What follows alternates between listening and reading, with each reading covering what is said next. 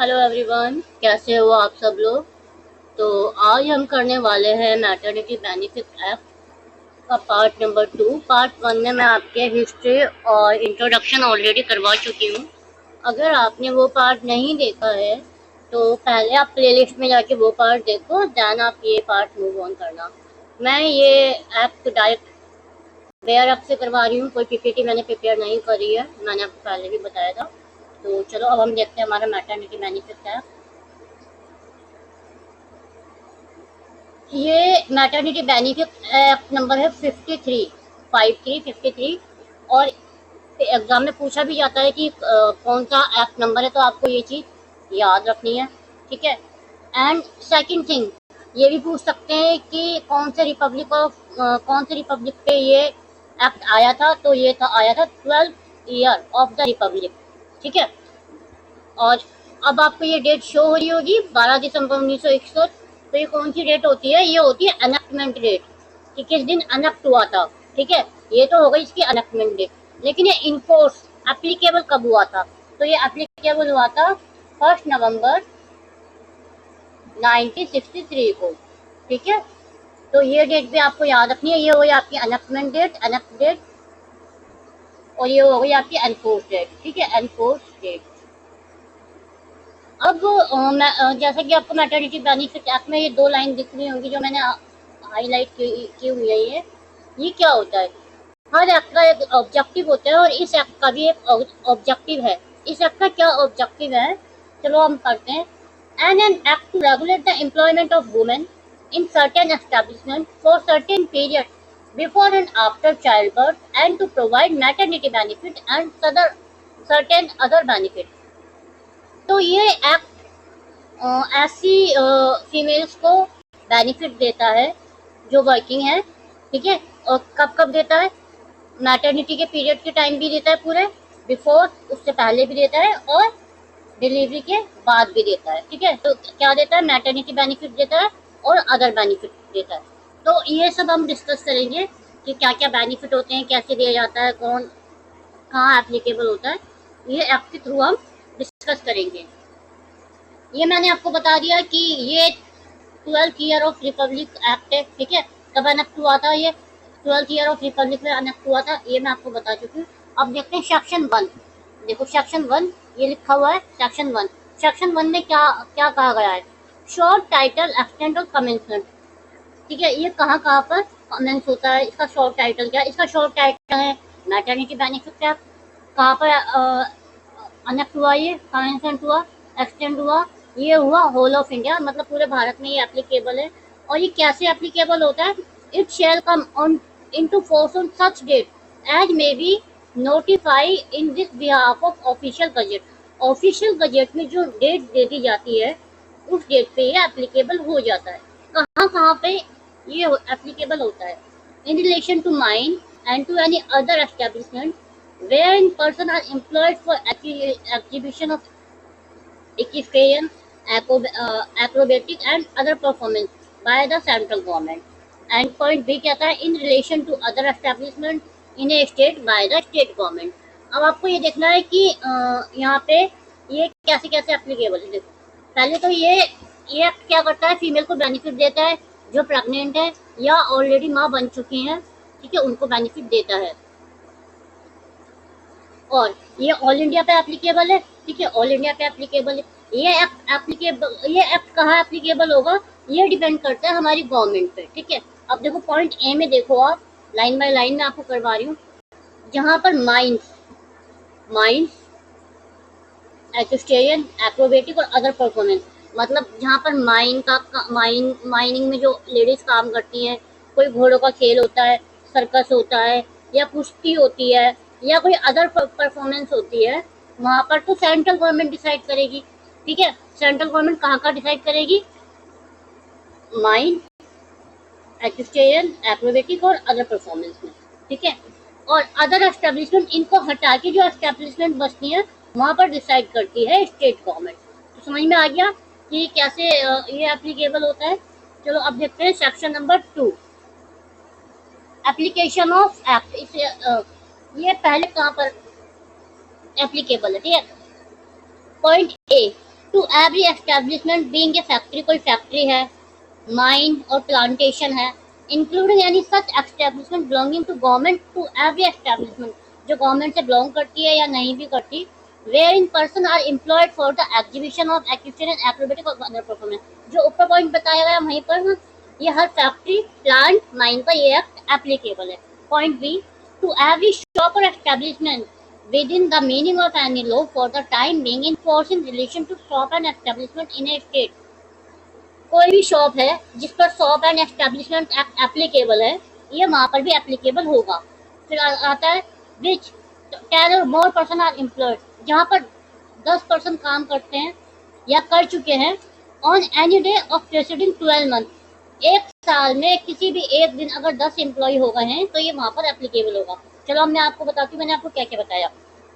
पहला पॉइंट मैंने बताया आपको, ये हर फैक्ट्री माइन और प्लांटेशन में एप्लीकेबल है, और कोई भी शॉप है जिस पर शॉप एंड एस्टेब्लिशमेंट एक्ट लगा है और वहाँ पर एप्लीकेबल है। कोई ऐसी जगह है यहाँ पे 10 से ज़्यादा लोग काम कर रहे हैं, किसी भी मतलब 12 मंथ, लास्ट 12 मंथ के, प्रीसीडिंग 12 मंथ के किसी भी एक दिन 10 या 10 से अधिक लोग हैं, तो वहाँ पर ये एक्ट एप्लीकेबल होगा। अब ये देखो, provided that, provided that the state government with the approval of central government after giving not less than 2 months।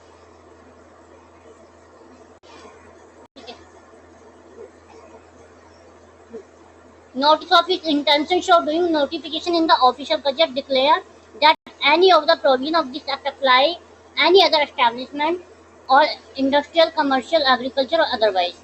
मैं लाइन बाय लाइन आपको करवा रही हूँ, तो आप इस लेक्चर को ध्यान से सुनना, अपने नोट्स बना लेना, ये आपके लिए यूजफुल होगा।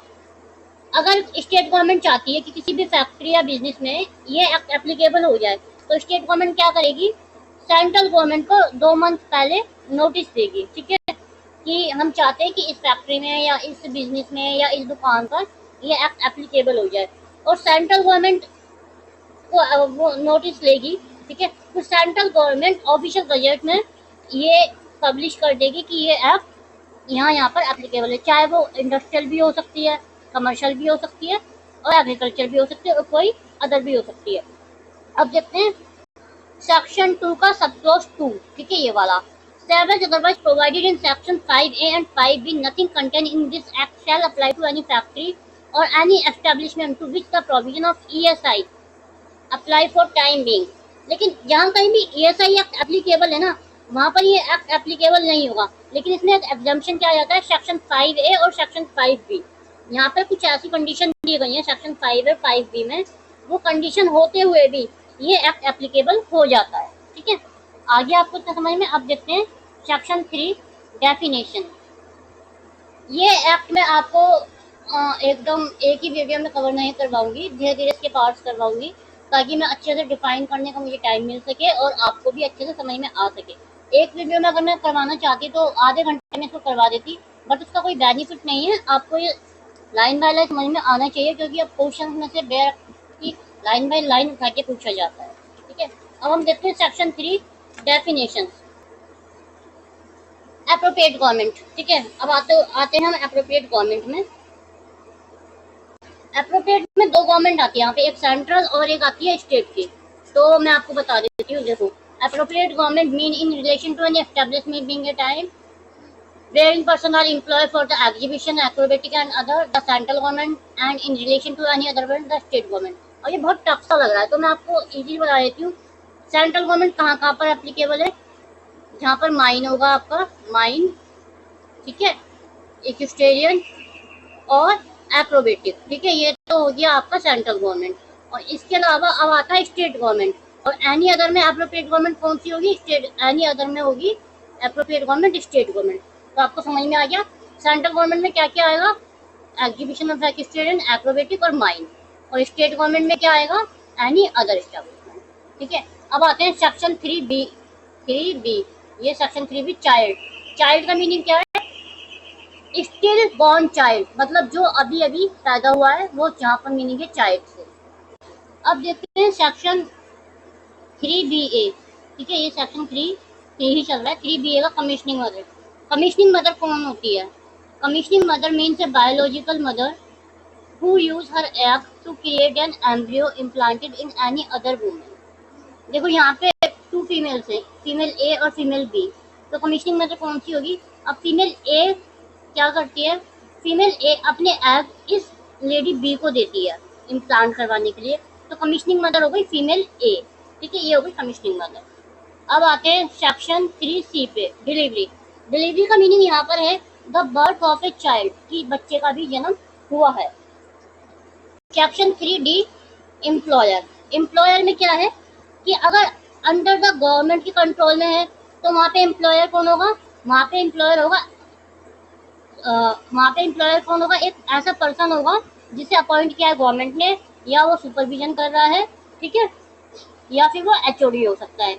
और अगर लोकल अथॉरिटी है, अब ये देखो लोकल अथॉरिटी है, तो कोई ऐसा पर्सन जो अपॉइंट किया गया है सुपरविजन के लिए, ठीक है, CEO हो सकता है आपका, और CEO हो सकता है, और जो सुपरवाइज कर रहा है वो हो सकता है। और इन एनी अदर केस में कौन कौन होगा? जिसका अल्टीमेट कंट्रोल होगा अफेयर पे, कंपनी के फैक्ट्री के अफेयर्स पे कंट्रोल होगा, ठीक है, वो मैनेजर भी कहला सकता है, मैनेजिंग डायरेक्टर भी कहला सकता है, मैनेजिंग एजेंट भी कहला सकता है, ठीक है, उसका बस कंट्रोल होना चाहिए, तो वो यहाँ पर एम्प्लॉयर कहलाएगा। समझ में आ गया आपको? अंडर गवर्नमेंट के कंट्रोल में मैंने आपको क्या बताया? HOD बताया। अगर कोई गवर्नमेंट के कंट्रोल में है HOD हो सकता है, और सुपरवाइजर हो सकता है, ठीक है। लोकल में मैंने आपको CEO बता दिया और सुपरवाइजर बताया, और अदर में मैंने आपको बताया मैनेजर, मैनेजिंग डायरेक्टर और मैनेजिंग एजेंट, ठीक है, इतना समझ में आ गया। अब देखते हैं section number 3E, establishment. Establishment का मीनिंग यहाँ पे क्या क्या है? कोई फैक्ट्री, कोई माइन, कोई प्लांटेशन, ये सब एस्टेब्लिशमेंट है। या जहाँ पर ये देखो वही लाइन हो गई, एग्जीबिशन ऑफ एक्वेरियन, एक्रोबेटिक और अदर परफॉर्मेंस हो रही है, ठीक है। और एनी, चलो अब देखते हैं सेक्शन 2F, फैक्ट्री। फैक्ट्री का मीनिंग क्या है? जो फैक्ट्री एक्ट के सेक्शन 2M में डिफाइन की गई है, ठीक है, वो यहाँ पर फैक्ट्री का मीनिंग वो है। सेक्शन आता है 3G, इंस्पेक्टर। इंस्पेक्टर इस एक्ट में सेक्शन 14 के अंदर अपॉइंट किया गया है, वो है इंस्पेक्टर। मैटरनिटी बेनिफिट का यहाँ पे क्या मतलब है? मतलब कि आप कोई पेमेंट दे रहे हो लेडी को, और ये कहाँ पर दी गई है? ये है right to maternity benefit, section 5 में ये मेंशन की गई है, ठीक है। अब आता है section 3HA, medical termination of pregnancy. Means the termination of pregnancy permissible under the provision of medical termination act 1971। कोई ऐसी मेडिकल टर्मिनेशन जो इस एक्ट में एप्लीकेबल है, मतलब आप अपने आप से नहीं करवा रहे हो, आपको कोई कॉम्प्लिकेशंस आ गए हैं, तो वो इस एक्ट, तो आपको डॉक्टर ने सजेस्ट करा है कि आप इस प्रेगनेंसी को टर्मिनेट कर सकते हो, तो वो इस एक्ट में एप्लीकेबल है, ठीक है। अब देखते हैं माइन। माइन कहाँ पर डिफाइन है? माइन है सेक्शन 2 के माइन एक्ट में जो डिफाइन की गई है वही यहाँ पर माइन है, ठीक है। अब आता है मिसकैरेज। मिसकैरेज का मीनिंग है expulsion of the content of pregnant uterus at any period during the 26 week of pregnancy. Pregnancy के 26 वीक में अगर उसका खुद से मिसकैरेज हो जाता है किसी इशू से, हेल्थ की वजह से, किसी वजह से, बट डज नॉट इंक्लूड, पर इसमें क्या इंक्लूड नहीं होता कि आप खुद करवा रहे हो जाकर डॉक्टर के पास, तो वो इसमें इंक्लूड नहीं होगा, जिसमें आपको IPC में के अंडर सजा हो सकती है। प्लांटेशन। प्लांटेशन मीन है plantation define section plantation level में जो डिफाइन किया गया वो है, ये इतना इंपॉर्टेंट नहीं है ये वाले सेक्शन। अब आगे देखते हैं। अब देखते हैं सेक्शन 3N। 3N wages. यहाँ पर वेजेस का मीन क्या है? वेजेस का मीन है ऑल रिम्यूनरेशन पेड और payable in cash to a women if the term of contract of employment express और इम्प्लाइड व फुलफिल। अगर किसी वुमेन के कॉन्ट्रैक्ट में कुछ मेंशन किया गया है कि कुछ कैश में दिया जाएगा, तो वो रिम्यूनरेशन कहलाएगा। ऑल रिम्यूनरेशन क्या केस में क्या क्या आएगा? इसमें आएगा आपका बेसिक, DA और HRA, ठीक है। क्या अलाउंसेस आएगा? DA आएगा, HRA आएगा, इंक्लूड है ये। इंसेंटिव बोनस यहाँ पर इंक्लूड है, ठीक है। The money value of concession supply of food grain and other article, और कोई ऐसा आर्टिकल फूड सप्लाई का उसके बराबर का अमाउंट आपको दिया जाए, ठीक है। अब इसमें क्या क्या इंक्लूड नहीं है? एनी बोनस, इसमें बोनस इंक्लूड नहीं है, ठीक है। ओवर टाइम भी इंक्लूड नहीं है। एनी कंट्रीब्यूशन पेड और payable by the employer to any pension fund, PF का जो कंट्रीब्यूशन एम्प्लॉयर देता है वो नहीं है, ठीक है। और any benefit of the women under law for time being in force, और अगर गवर्नमेंट ने कोई ऐसी स्कीम एप्लीकेबल की है जो सबको दी जा रही है तो वो भी इसमें वेजेज में इंक्लूड नहीं की जाएगी, क्योंकि वो सबको ही दी जा रही है। और एनी ग्रेचुटी पेबल, और कोई भी ग्रेचुटी जो टर्मिनेशन ऑफ सर्विस के टाइम पे दी जाती है वो वेजेज में इंक्लूड नहीं होती है, ठीक है। अब देखते हैं section 3O। Section 3O means women employed whether directly और थ्रू एनी एजेंसी, कोई वुमेन जो डायरेक्ट एम्प्लॉय हुई है या किसी एजेंसी के थ्रू एम्प्लॉय हुई है, ठीक है, किसी भी एस्टेब्लिशमेंट में, वो वुमेन कहलाएगी। अब हम देखते हैं सेक्शन नंबर 4, ठीक है। एम्प्लॉयमेंट ऑफ और work by women prohibited during certain period, ठीक है, कि क्या क्या काम किस किस पीरियड में प्रोहिबिट होते हैं वुमेन को, इसमें ये बताया गया है। नंबर 1 पे आता है, no employer shall knowingly employ a woman in any establishment during the 6 week immediately following the day of her delivery। अगर किसी वुमेन की डिलीवरी हुई है तो उसके इमीडिएटली 6 वीक तक, ठीक है, एम्प्लॉयर उस वुमेन को एम्प्लॉय नहीं कर सकता, मतलब काम नहीं करा सकता, या कोई मिसकैरेज हुआ या कोई मेडिकल टर्मिनेशन हुई 6 वीक तक, ठीक है। और ठीक है, number 2, no women shall work in an establishment during 6 week immediately following the day of her delivery. और कोई वुमेन है, उसने छुट्टी नहीं ली है, वो काम करना चाहती है, तो एम्प्लॉयर की रिस्पॉन्सिबिलिटी है कि वो उसको कोई काम नहीं देगा इमीडिएटली 6 वीक। किस किस केस में, उसकी डिलीवरी के केस में, मिसकैरेज में और मेडिकल टर्मिनेशन में, इन तीनों के बाद इमीडिएटली 6 वीक तक कोई काम नहीं करवाएगा, ठीक है। नंबर 3 पे आते हैं, without prejudice the provision of section 6, no woman pregnant shall, on a request being made by her, be required by employer to do during the period specified in subsection।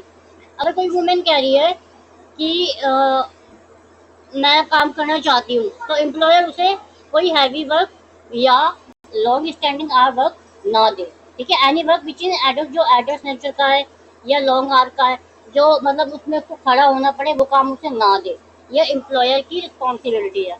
अब आते हैं हमारा चलो अब देख, ठीक है, इसमें पॉइंट नंबर 3 में मैंने आपको ये बताया है, सपोज अगर किसी वुमेन की डिलीवरी जैसे 22 मई है, ठीक है, तो एम्प्लॉयर की रिस्पॉन्सिबिलिटी है कि उसे 1 मंथ पहले कोई ऐसा काम ना दे जिससे उस वुमेन की हेल्थ पर इफेक्ट पड़े। देखो ये पूरा पैराग्राफ है, ये मैं पढ़ नहीं रही, मैं इसकी बता देती हूँ, इसकी हेल्थ पर इफेक्ट पड़े, या वो 6 वीक पहले लीव नहीं ले रही है, तब भी एम्प्लॉयर को ध्यान रखना होगा कि वुमेन को कोई ऐसा काम ना दे जिससे उसकी हेल्थ खराब हो, ठीक है। ये पॉइंट 4 और 3 मैंने कवर कर दिया है। 1 month immediately proceeding period of 6 week, ये मैंने कवर कर दिया है अभी, ठीक है। और any women any period during the period of 6 week for which the pregnant women does not avail of leave, अगर वो लीव भी नहीं लेती है तो एम्प्लॉयर उससे कोई हैवी वर्क नहीं करवा सकता, ठीक है। क्या बताया मैंने आपको, देखो मैं इसका समरी बता देती हूँ। अगर डिलीवरी हुई है तो इमीडिएटली 6 वीक्स काम नहीं करवाएगा, मिसकैरेज हुआ है तो इमीडिएटली 6 वीक्स नहीं करवाएगा, टर्मिनेशन ऑफ प्रेगनेंसी हुई है तो इमीडिएटली 6 वीक्स काम नहीं करवाएगा, ठीक है। और women expected date of delivery से 6 पहले वीक पर जा सकती है, लीव पर जा सकती है, और एम्प्लॉयर को कह सकती है कि मैं हैवी वर्क नहीं करूंगी, और कोई लॉन्ग स्टैंडिंग वर्क है या वो नहीं करेगी, और 1 महीने पहले और डिलीवरी के 6 वीक बाद तक वो कोई ऐसा काम नहीं करेगी जिससे उसकी हेल्थ को इफेक्ट करे, ठीक है। आई होप आपको ये सेक्शन यहाँ तक समझ में आ गया होगा, सेक्शन 4 तक। अब सेक्शन 5 कहता है right to payment of maternity benefit, ठीक है। क्या क्या राइट होते हैं पेमेंट के, ठीक है। देखो, every woman shall be entitled to her employer shall be liable for payment of maternity benefit rate at daily average wage period of actual her absence. देखो हर वुमेन को मैटरनिटी बेनिफिट मिलेगा जब वो अब्सेंट होती है। यहाँ पे अब्सेंट का मीनिंग ये है कि वो बिफोर डिलीवरी, ऑन डिलीवरी और आफ्टर डिलीवरी नहीं आती, उस वुमेन को ये मिलेगा। अब हम आगे देखते हैं उसे कितना बेनिफिट मिलेगा। उसे मिलेगा एवरेज डेली वेज, मतलब जो उसकी एवरेज डेली वेज है ना, उसके हिसाब से उसको बेनिफिट मिलेगा। अब देखते हैं इसका explanation. For the purpose of this subsection, the average daily wage means the average woman wage payable to her day on which she has worked during the period of 3 calendar month immediately। जैसे कोई women काम कर रही है तो उसके immediately 3 महीने पहले की जो उसकी सैलरी देखी जाएगी, तो उसका एवरेज, उसका डेली वेजेस, जो डेली वेजेस होगा उसका एवरेज मिलके वो उसे दिया जाएगा। ठीक है, ये मैं आपको एक एग्जांपल से समझाऊंगी। अब देखो, no women shall be entitled to maternity benefit she has actually worked in establishment for the employer.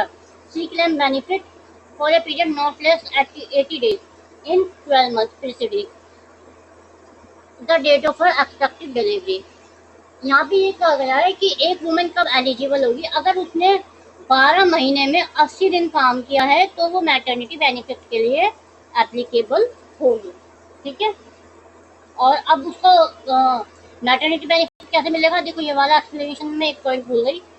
एक तो उसका 3 मंथ का एवरेज पीरियड देखा जाएगा, दूसरा जो मिनिमम रेट फिक्स है ना गवर्नमेंट के थ्रू वो देखे जाएंगे, और 10 रुपीज, इसमें से जो भी ज्यादा होगा वो दिया जाएगा उसे। ठीक है, अब मैं आपको एक एग्जांपल लेती हूँ। देखो एग्जांपल कहाँ लूँ, मैं यहाँ ले लेती हूँ आपका एग्जांपल से आपको क्लियर हो जाएगा।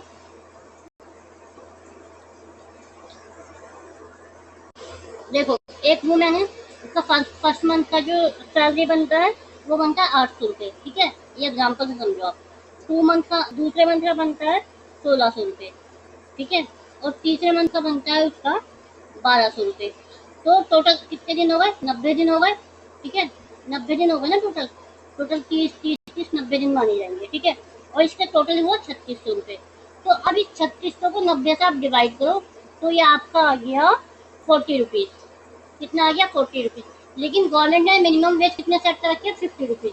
तो इसे जो पेमेंट मिलेगा वो 50 रुपीज के हिसाब से मिलेगा, 40 रुपीज के हिसाब से नहीं मिलेगा। इतना समझ में आया आपको? आई होप आपको समझ में आ गया। और अब दूसरा केस में क्या कहा गया, दूसरे केस में ये बोला गया है कि देखो अगर वुमेन का अमाउंट बन रहा है 5 रुपये, ठीक है, और मिनिमम वेज है 8 रुपये, तो उसे कौन सा मैटरनिटी बेनिफिट मिलेगा? तो इन दोनों में से कुछ नहीं मिलेगा, इसमें से मिलेगा उसको 10 रुपये, जो कि बेरक में मेंशन किया गया है। जो सबसे ज्यादा होगा वो उसे मिलेगा। उस टाइम पे 10 रुपये ज्यादा होते थे इसलिए 10 रुपये कंसिडर किया गया था, लेकिन अब 3 मंथ का ही मिलता है। ठीक है, चलो। Provided that the qualifying period of 80 days shall not apply to women who has immigrated state of Assam, was pregnant at the time of immigration। But इसमें कंडीशन है, अगर कोई वुमेन आसाम से माइग्रेट होकर आती है, ठीक है, तो उसपे, और वो प्रेग्नेंट है, तो उसपे 80 डे वाला रूल एप्लीकेबल नहीं होगा। ठीक है, अब एक्सप्लेनेशन में देखते हैं हम। For the purpose of calculating, अब कैलकुलेशन कैसे करेंगे डेज की। A women actually work in establishment, उसने एस्टैब्लिशमेंट में कितने दिन काम किया है, तो the day for which she has been laid off, अगर उसका ले ऑफ हुआ है और वो हॉलीडे पर है या कोई हॉलीडे गवर्नमेंट ने डिक्लेयर किया है, तो वो उसके वर्किंग डे में काउंट किया जाएगा। ठीक है, काउंट किया जाएगा। सपोज अगर एम्प्लॉयर ने वो काम पर आई है लेकिन एम्प्लॉयर ने कह दिया कि ले ऑफ हो गया, 45 डेज का, क्योंकि 45 डेज से ज़्यादा ले ऑफ नहीं होता, तो ये 45 डेज के वर्किंग माने जाएंगे, एब्सेंट नहीं माने जाएंगे। ठीक है, वो तो काम पे आएगी ना, एम्प्लॉयर ही काम नहीं दे पाया था। ठीक है, और दूसरा क्या होता है कि पहले जो लीव होती थी ना वो 6 की मिलती थी। ठीक है, वो सॉरी 12 वीक की मिलती थी, पहले जो लीव होती थी वो 12 वीक की मिलती थी। 6 मिलती थी पहले और 6 मिलती थी बाद में डिलीवरी की। ठीक है, और फिर ये अमेंडमेंट हुआ है 2017 में, मैं आपको बता दूं जो इसमें मेंशन नहीं है, 2017 में एक अमेंडमेंट हुआ था, उसमें लीव कर दी गई थी आपकी 26 वीक। तो ये कैसे मिलती थी, 8 वीक की तो पहले मिल जाती थी और 18 वीक की बाद में मिलने लगी। तो आपको ये पॉइंट क्लियर है? ठीक है, चलो अब देखते हैं। The maximum period for which women entitle, तो ये मैंने आपको बता दिया 26 वीक का, नॉट मोर देन 8 वीक का, ये मैं आपको बता चुकी हूँ। अब देखते हैं पॉइंट ये वाला।